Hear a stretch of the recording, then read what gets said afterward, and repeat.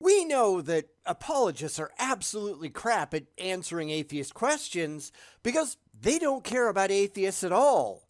We're not going to pay them, and that's really what they're after.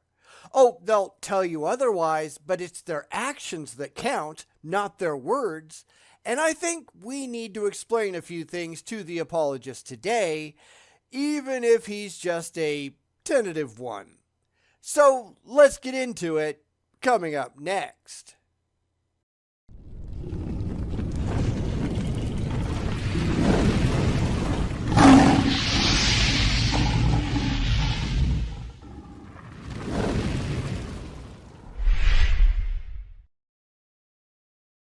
Let's go look at another Randal Rauser video. And I'll be honest, I really like Randal. If he could just let go of the last of his blind faith, he could be a very powerful force for reality, but so far, no go. However, he does look at the scam artists of the world, and he's getting dangerously close to understanding what's really going on. The day that he does that, I think the jig is up. Let's hope that day comes soon, but until then, let's see what Randal has to say. And away we go. In today's video, we're going to take a look at a clip of an interview from conservative evangelical YouTuber Allan Parr, where he's interviewing fundamentalist apologist Frank Turek. And in this clip, he's going to ask Frank Turek about biblical violence. Today we're going to do some serious response-ception. Me, watching Randal, watching Allan and Frank, and if Randal ever responded to me and I ever responded back to Randal, yeah, that would be kind of weird, wouldn't it? So anyway, I'm just going to respond to all of them. Won't that be fun?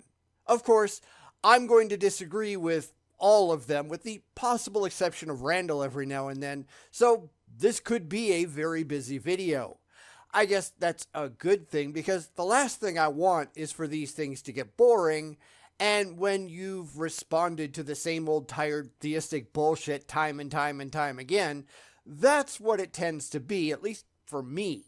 Granted, you can tell me if you agree with me down in the comments, but let's get back to this and get started, because hey, for all I know, this could actually be fun. And then we're going to consider the first of Frank Turek's replies, and I will then offer a critical response to that reply. And I will offer a critical response to that reply to Frank's claims, which are never any good to begin with, because that's really where this goes wrong. Frank is a con man who's only saying this stuff to pad his bank account. Allan Parr, he's not at all impressive, and I hardly ever do his videos because I usually find them ridiculous. And then there's Randal, who I actually kind of like. In fact, I think that if I had to pick, he's my favorite current apologist, even tentatively, because I think that he's on the fast track to atheism. He's actually looking at religion and thinking about it at least somewhat critically, just like I did back in the day. So I think there's some hope for him at least. There's no hope whatsoever for Allan and Frank because, yeah, they're just morons. Another question that had been thrown out a few times. How can God claim to be moral when he kills innocent people in the Old Testament? Oh, I'll take a shot at it and see if Frank says the same thing. Because there are no innocent people. Everyone's a sinner, and the wages of sin is death. Throw in a dash of, God brought you into the world, he can take you out. That's kind of what I figure Frank is going to say, because that's what the religious have been saying forever. It's their bald rationalization to get around their moral monster God in the Bible, because they can't think about any of this critically. So let's go take a look and see if I got this one right. I mean, God tells us do not murder, and he murders. God tells us to be morally upstanding individuals and judges us whenever we do it. But then we look in the Old Testament and, he's killing entire nations, and he's telling the nation of Israel to go in and kill babies and pregnant women and, seemingly, innocent people, and then even if the nation as a whole was guilty, can we really say that every single person in that, I mean, like, babies haven't done anything wrong. I mean, every single person in that nation is evil and deserves to die.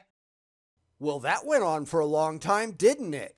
Allan is just saying all of the things that atheists say, not that he believes any of it, because I'm sure he and Frank agree on a lot more than they disagree. They're both con men after all. But I will say all of those are valid, worthwhile points that most Christians, especially apologists, just gloss over because they're emotionally uncomfortable. They just really want to believe after all. So they just tell themselves a comforting story, special plead for their imaginary friend, and then move on to something else, so nobody really has any time to ask any potentially embarrassing questions. That's one of the good things about this format. I can take all the time I want and point out all the failures in the religious position. Sadly, Frank would never address it. I doubt Allan would either, because they know what side their bread is buttered on, and being honest with their followers, that's just going to mean that they don't get as much money in the collection plate, so they'll never do that. They should, granted, but they won't, because this isn't about truth and critical evaluation. It's about making a buck at the end of the day and having people follow you around. So can we finally get to Frank's response? Because I still want to see if I called it correctly. Just because maybe there were some evil people that did some things. And so, I mean, it seemed like God is kind of contradicting himself. Seems like God is kind of a prick, doesn't it? This is where we'll get to the very common double standard for God, where they evaluate God by one set of standards and everything else by another. They really have to, because the standard that we all use for the world that we live in, that would just prove that God is a miserable asshole, and they can't have that, can they? So God gets judged differently because, well, he has to be, or they're out of a job, because nobody would bow down and kiss the ass of the moral monster in the Bible if you just evaluated him like we do with everything else. So Frank is going to have to be slippery here, but honestly, what do we expect? I'd really like to get to his response, though. Can we do that, please? Yeah, great question. And again, when an atheist asks me this question on a college campus, the question I'm always going to ask back is, by what standard are you judging God to be wrong? The same standard that we use for absolutely everything else. It is a subjective standard, to be sure, but that's how reality works, isn't it? It doesn't really matter what standard you choose, so long as you apply it consistently to absolutely everything, and in no case can you formulate a moral standard by which God looks good in the end. Either you wind up with a world of sociopaths, with God being the chief sociopath among them, or you get a world of people doing the best they can, with God being a complete moral monster. I'm sure we're going to see Frank make the unwarranted assumption that morality is objective, which it clearly isn't, but I guess we'll have to wait for him to make a fool of himself to see.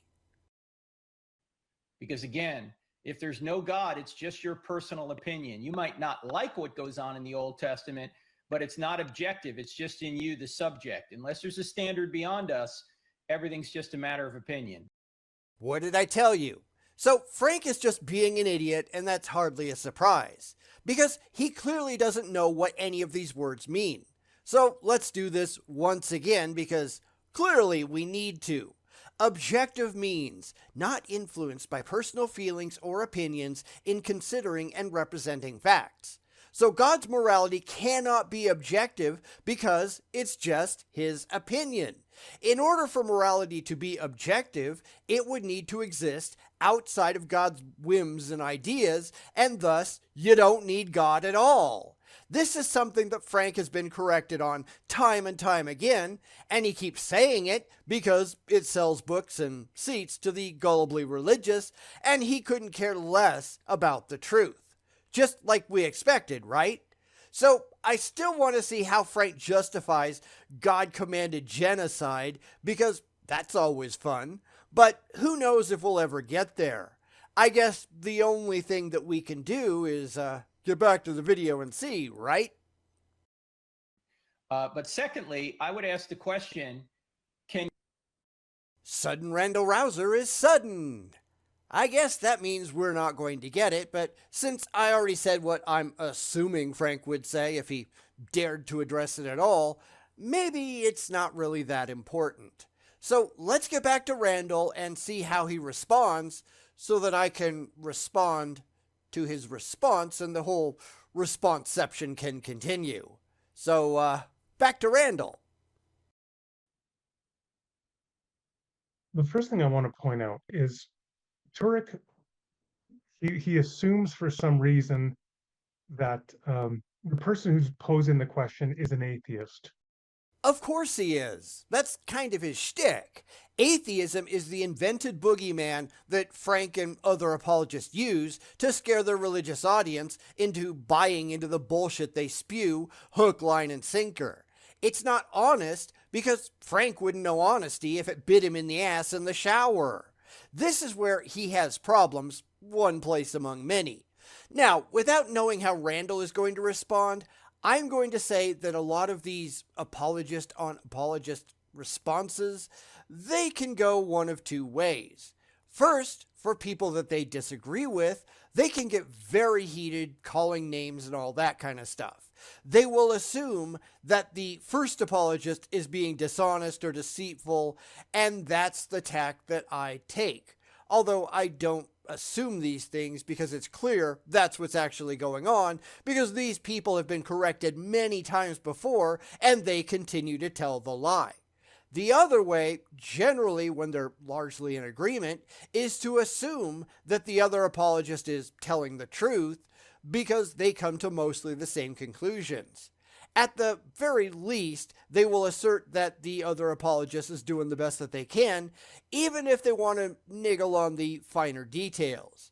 Generally, I would assume that Randal would just agree and maybe try to iron out some of the particulars, but with Randal becoming the tentative apologist, I'm hoping he's going to go the other way and at least not take Frank automatically at his word.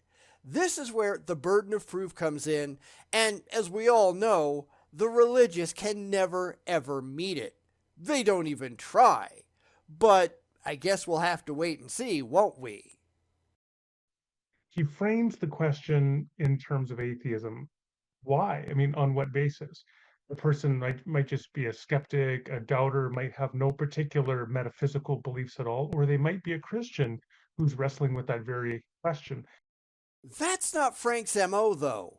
Now, maybe Randal hasn't watched as much Frank Turek as we have, especially not critically, but Frank's whole career is based around atheism is bad, okay? He's not remotely treating this question as if it came from a real person. It's just an apologetics tactic to reinforce the point that he desperately wants to make.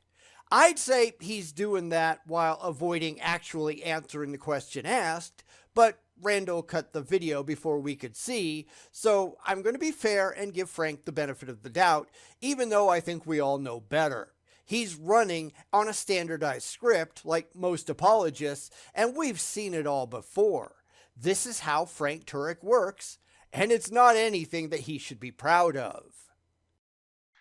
For some reason, he presents it as being in the mouth of an atheist. Perhaps one reason he does that is because then it allows him to offer a counterpoint of deflection by targeting that person and their belief. Yep, that's exactly what he's doing. Good job, Randal. Maybe he has seen more Frank Turek than I was giving him credit for. Frank is not an honest interlocutor, never has been, and if the past is any indicator, he never will be. This also applies to pretty much every other religious apologist that I've ever seen, because virtually all of them do it. Allan does that. William Lane Craig does that. I mean, look at virtually any video on this channel that we've responded to, and that's what they're all doing. They all have their own twists on the formula, but it's almost always the same formula. Why? Because it's pretty much never aimed at the skeptics, is it? You can even look at somebody like Ray Comfort or Cliff Knechtel, both of whom ostensibly go out and talk to atheists in big air quotes, even though I think we know that a lot of that is just plants and Christian mouthpieces. But why do they do it? So that they can take that video back, put it on their channel, so that Christians will give them money and ride them around on their shoulders. It's never a search for the actual truth. It's just a way to preach to the choir and make a buck. Because that's what religion is, right? He tries to turn it around on them and say, well, essentially, you don't even have a right to ask the question because, on my view, you don't have an adequate basis to ground the objective moral values and obligations in terms of your atheistic worldview. That's what he's doing because he's a hypocrite. Now, I've pointed this out before, but the religious will often say, from a Christian perspective or from a Christian worldview, and then just assume that because they hold it, this has got to be true. And they use that as a bludgeon against people who disagree. The theist can't be wrong, can they? Just ask them. But see, I don't care about your perspective or your worldview or anything like that. I care what you can actually prove to be factually correct with objectively verifiable evidence offered in support. And they don't have any of that, do they? They just assume that they're right without being able to prove that they're right. And that's another very typical tactic from Frank Turek, although certainly he isn't alone. Of course, they're not talking to us at all, are they? They're just talking to each other in a giant religious clusterfuck because they know that the other theists aren't going to disagree or ask any of those really difficult questions because they all just really want it to be true. That's why it's one theist, Allan Parr, asking another theist, Frank Turek, what they think with no one critical of their views along for the ride.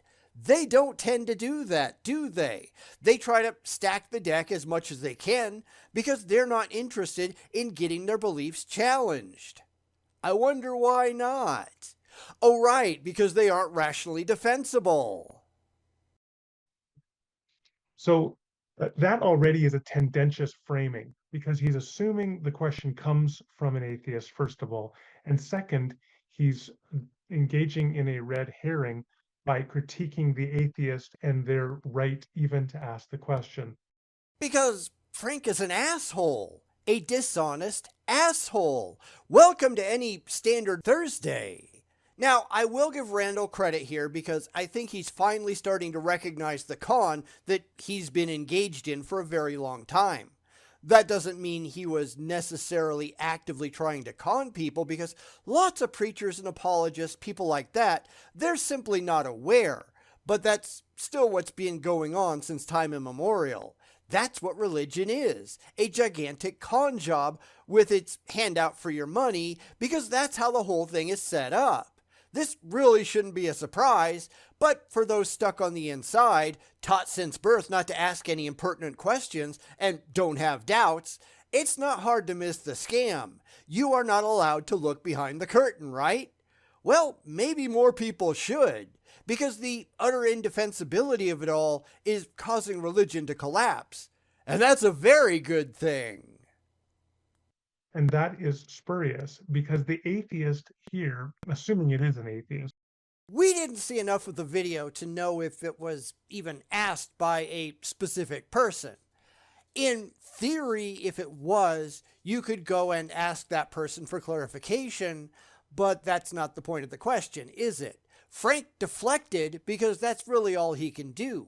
He can't answer the question honestly because that makes his God look bad, and by extension, it makes him look bad for pushing this moral monster in the first place. So he's got a script to get him out of danger, and that script says, blame the atheists. This is blatantly obvious. I don't know why everyone can't see it as clearly as we can, but unfortunately for us, the religious just can't. Again, who knows who this person is, but assuming it even is an atheist, the question isn't about their morality. The question is about Frank Turek's morality. The question is not whether they have a metaphysical ground to affirm objective moral values and obligations. The question is, how does Turek reconcile his commitment to the morality of Jesus, to love thy neighbor as themselves? But that's not what the question asked, was it? It specifically asked about God killing people in the Old Testament. It had nothing at all to do with Jesus, and I don't think Frank mentioned Jesus by name at all, did he? He just deflected because he can't actually answer the question without looking like an apologist for mass murder. Because that's really what he is. But he can't admit to it, or he loses donations and credibility. I have no idea why someone like Frank Turek has any credibility at all at this point, but the religious are stupid and gullible, and they aren't paying a lot of attention, are they? To treat your neighbors, treat others as you would want to be treated, to show love and compassion for others. How do you reconcile your professed Christian morality and, I mean, admittedly, general moral intuitions that you believe are grounded in a theistic metaphysic? How do you reconcile that with God commanding and commending the slaughter of women, children, infants, non-combatants, etc., in the Old Testament? Frank doesn't. Frank doesn't want to talk about that at all. Now, granted, I could ask Randal the exact same question. The God of the Old Testament is supposed to be the same one that's in the New Testament, right? Even though it changes character dramatically, and I've yet to see a single Christian explain that to me in a way that makes any sense at all. It's almost like the whole thing was just made up, right? Mostly because it is. Granted, that's the reality that the religious don't want to face because, fifis and all. But it still is the most obvious and defensible answer that we have. Too bad they're not after obvious or defensible answers, right? That's actually kind of pathetic, isn't it? So that's not a question that an atheist has to answer. They don't have to explain their own account of the objective metaphysics of morals in order to present an internal apparent contradiction to the Christian. And like you said, there's no evidence that the question was even asked by an atheist. That's something Frank just yanked out of his ass like he always does. It's part of his standard script, so he doesn't have to actually address the question honestly. Because Frank is a lying con man. Now, I don't know what's going through Randal's head here, but if it was me, I'd conclude, based on extensive experience, that Frank is just a scam artist because he does this all the time. If you go and watch 10 of his Q&A videos on morality, probably 9 of them are going to include this because he has nothing else that he can say without looking like a complete idiot. Granted, this doesn't help, but at least it's not as blatantly obvious to his religious audience that he's just trying to dodge the actual implications of the question by invoking his imaginary boogeyman that he's just invented to scare his flock. Oh, but this is what they really believe, said with no evidence in support, because he doesn't care what atheists really think. He only cares about making a buck from the brain-dead lunatics in the audience. So it's a red herring. Now, the last thing I want to say about this is, there's this old saying, you never get a second chance to make a first impression. When your first response to the atheist, again, assuming it is an atheist who asks that question, when your first assumption is to respond by saying, essentially, you don't even have a right to ask the question because I believe your account of the objective metaphysics of morality is inadequate. But again, we have to make the point that Frank isn't addressing atheists at all, even when there's one at the microphone, because the atheist doesn't represent a significant contribution to his bottom line.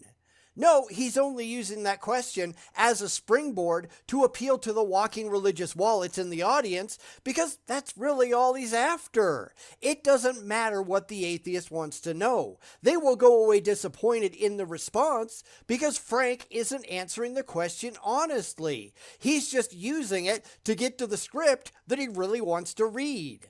That's why being critical of the religious is so important, because it is absurdly obvious what they're really doing if you stop giving them the benefit of the doubt.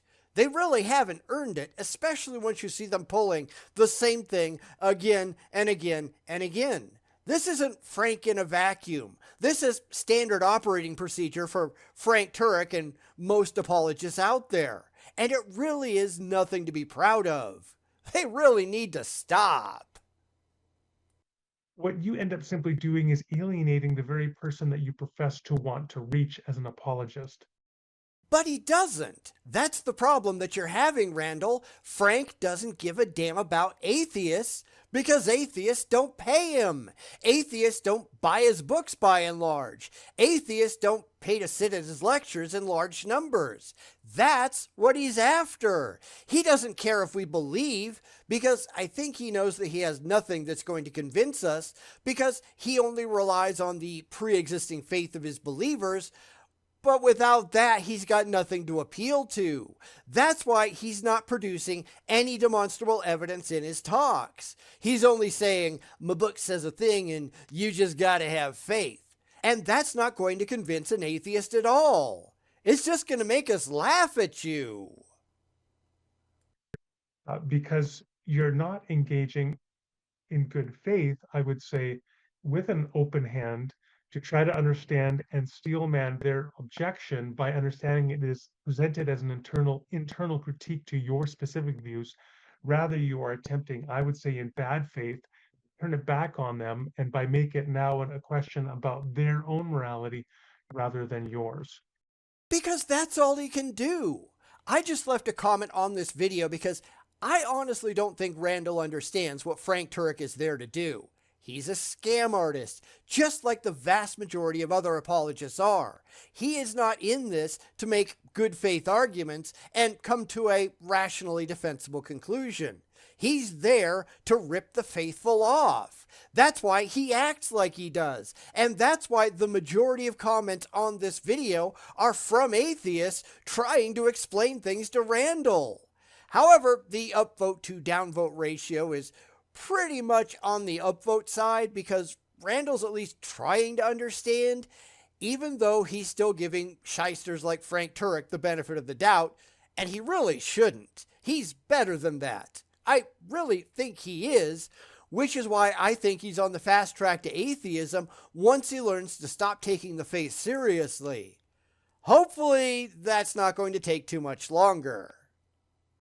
And because that is your first response, you end up alienating that person and poisoning the well at the outset, so that even if you have something valid to say after that, it's much less likely that they're going to be open to hearing what you have to say because you've already alienated them by trying to turn around the question fallaciously and to make it a question about their own metaphysical account of morality.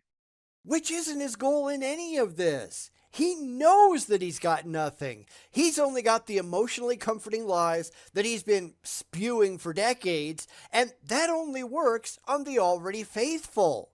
Everybody else just laughs at him, so he just goes after the people that he's trying to con and uses everyone else as a convenient talking point because he knows that he's got nothing that's going to change their mind.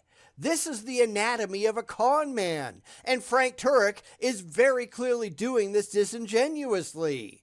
Stop taking him at his word and look at his actions, because they show what's going on very clearly. And then apply that to all the other apologists, because the overwhelming majority of them are doing the exact same thing. William Lane Craig doing the same thing. Ray Comfort doing the same thing. Badly. Josh and Sean McDowell, same thing. They're all preaching to the choir because they can't convince anyone on the outside of anything. Except that they're idiots and con men. If you don't start with the unjustified preconception that there is a God and that the Bible is worthwhile, then they have nothing at all to say to you because they cannot justify those two things. That makes them completely pointless. That means nobody with a brain should pay any attention to them at all. If you have to start with faith and fifis, then you are doing intelligence wrong. Knock it off. It just makes you look like a moron. Because you are.